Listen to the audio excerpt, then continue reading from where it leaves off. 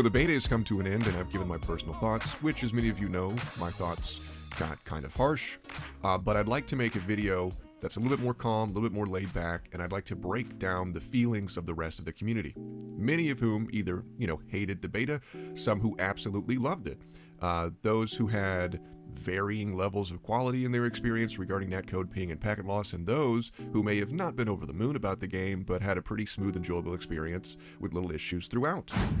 Before we get into it, please be sure to like and subscribe and comment down below. So right before the end of the open beta, Charlie Intel asked fans to rate the beta out of 10. With so many varied opinions, I decided to collect the first 100 ratings in the replies and deduce the average. On Twitter, they have different settings for replies, so I did the first 100 of the most recent replies, and then I did the same for the most relevant replies. The average rating from the first 100 of the most relevant replies in order was a 5 out of 10. But for those who don't trust replies prioritized by algorithm, the average rating from the most recent 100 replies was a 4 out of 10, slightly less but not much different. Let's break down the numbers. Around 30% of players gave the beta the most negative of ratings. Half of the negative ratings, which made up about 15% of overall players, put the game between a -10 and a 0. And the other 15% of players rated the game between a 1 and a 3. The next 30% of players gave the beta between a 4 and a 6, and almost 40% of players gave the beta between a 7 and a 9, and only 3% of players gave the beta a 10 out of 10. Major complaints were netcode issues, packet bursts, horrible spawns, horrible maps, and the sweeping of bans placed on players who turned out weren't even cheating, while the game allowed several people who were actually cheating to run the entire beta without being banned. But many people reported not having connection issues at all and having a smooth experience, and they were very much enjoying the game. Other people claimed that the skill-based matchmaking they were experiencing was nowhere near as intense as what they experienced in Modern Warfare 2023, which allowed them to perform better, and from that they enjoyed the game very much. And those players could not relate with other players saying that their SBMM was turned up really, really high.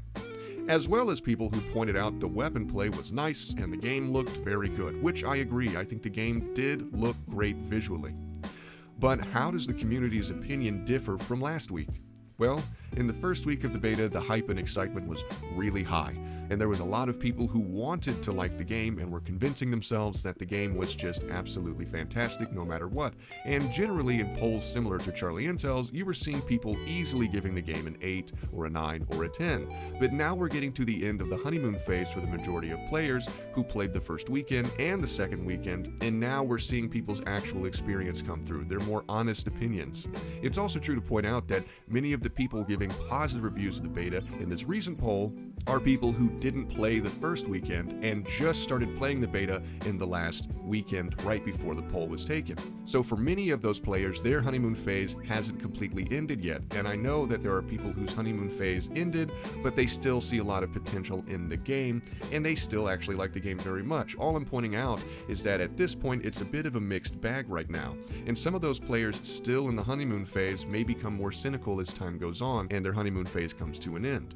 We know how this story goes every year, but some people had such a smooth time on the game, they were confused when hearing reports from other players that the game was sweaty, broken, or falling apart in real time. I had a comment on one of my last videos, for example, where a viewer basically said, "Hey, respectively, I honestly don't know what you're talking about with the game breaking. I had a really smooth experience, and I don't know what you mean by the SBMM being turned up really high because none of my lobbies were sweaty. I was getting 30 to 40 kills easily." But this player also went on to point out that he hasn't bought a Call of Duty since Modern Warfare 2019, and that maybe that has something to do with it, and maybe his skill-based matchmaking just hasn't caught up to his profile yet. And yes, that's exactly right. Skill-based matchmaking is based on a large collection of data going back to your recorded performance in the last 2 or 3 Call of Duties. And from that data, the game makes a profile, a very detailed profile that calculates into the algorithm to determine your matchmaking. But if you haven't played Call of Duty in 4 to 5 years, or let's say you made a brand new gaming account that has no Call of Duty history on it whatsoever, there's no data or profile of which the beta could pull from to figure out how to calculate your matchmaking with SBMM.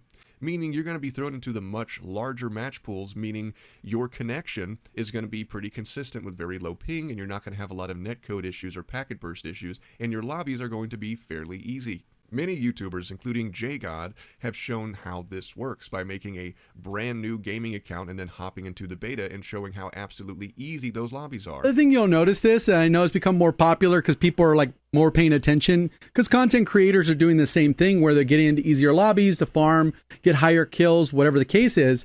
But you'll notice the reaction times are just so much slower. The accuracy, they may hit you with a bullet, but they're not accurate enough to hit you with all the bullets. And if you watch a kill cam, it's gonna...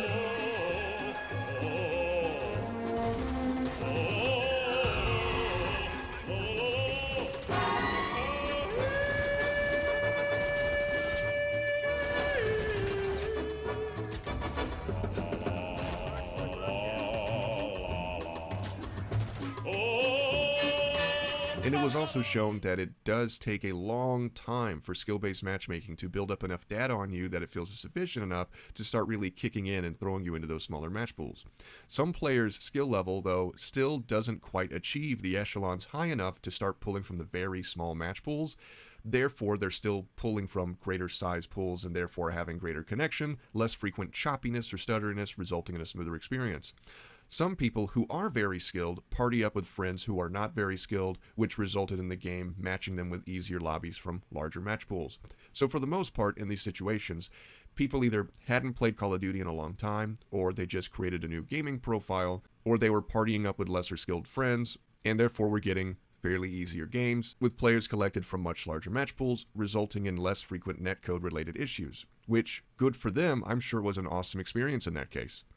But this highlights a very real issue with SBMM, which is that if your game's netcode is still kind of fragile and can't handle minor ping issues, then having high skill-based matchmaking will result in largely varied experiences for half of your community over the other, where many players, even if they have excellent internet, are having choppy, inconsistent experiences like this.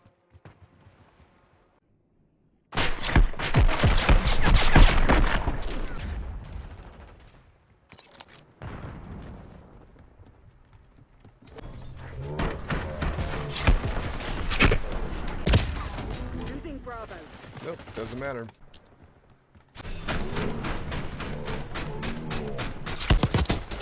Again, hit markers want to appear when they want to appear. They don't appear by simply putting your bullets on the target. No. They have to want to Enemy appear. in the black. Nope. Nope.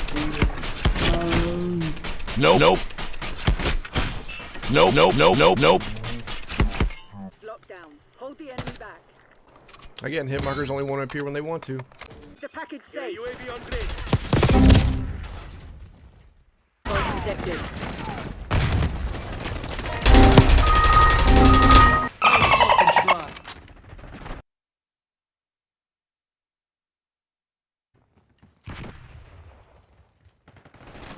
Nope.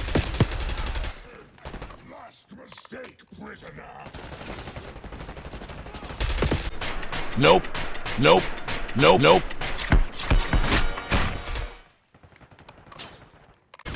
We're losing Charlie.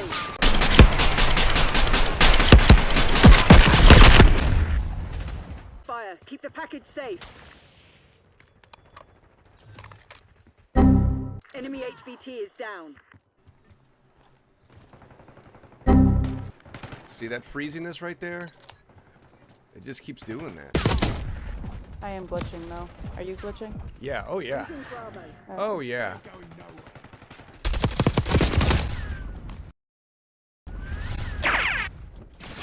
Point active.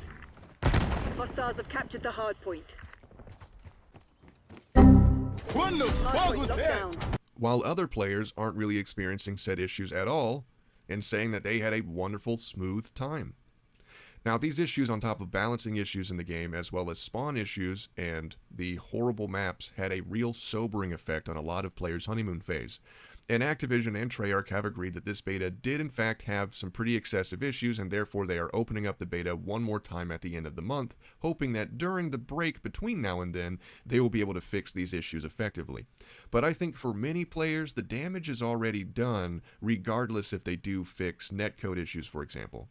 And if they don't fix these issues, including spawning, for example, then the sobering effect will just continue and the honeymoon phase will continue to end for more and more players, and the game will just receive increasingly negative ratings from fans. Maybe not by much, but, rather than the average rating for the game being a 4 or 5 out of 10 like recently, if the sobering effect continues by the end of the month, the average rating could easily drop to around a 3 out of 10, especially considering a beta is supposed to be for minor tweaking for a game that's pretty much finished.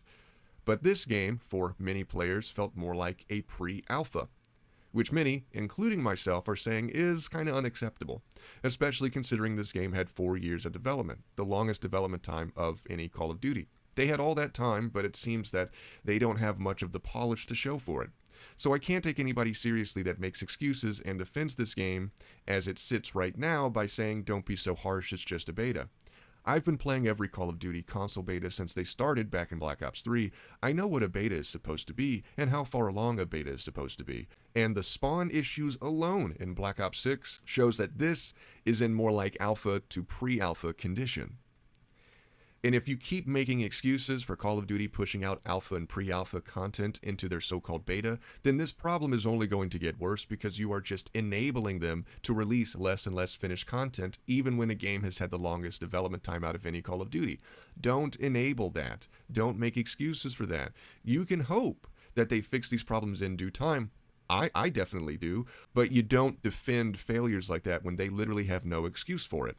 Making excuses and defending these situations is why this issue continues every year in the first place. So tell me down in the comments, did you like the beta? Was it a smooth experience for you, or was it a choppy experience? But if it was a choppy experience, do you personally still think the game has great potential? Will you give it one more shot at the end of the month?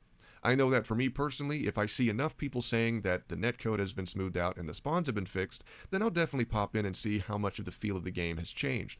But if the beta pops back out at the end of the month and everyone's reporting back that none of the issues have been fixed, then there's really no reason for me to go back and play it again.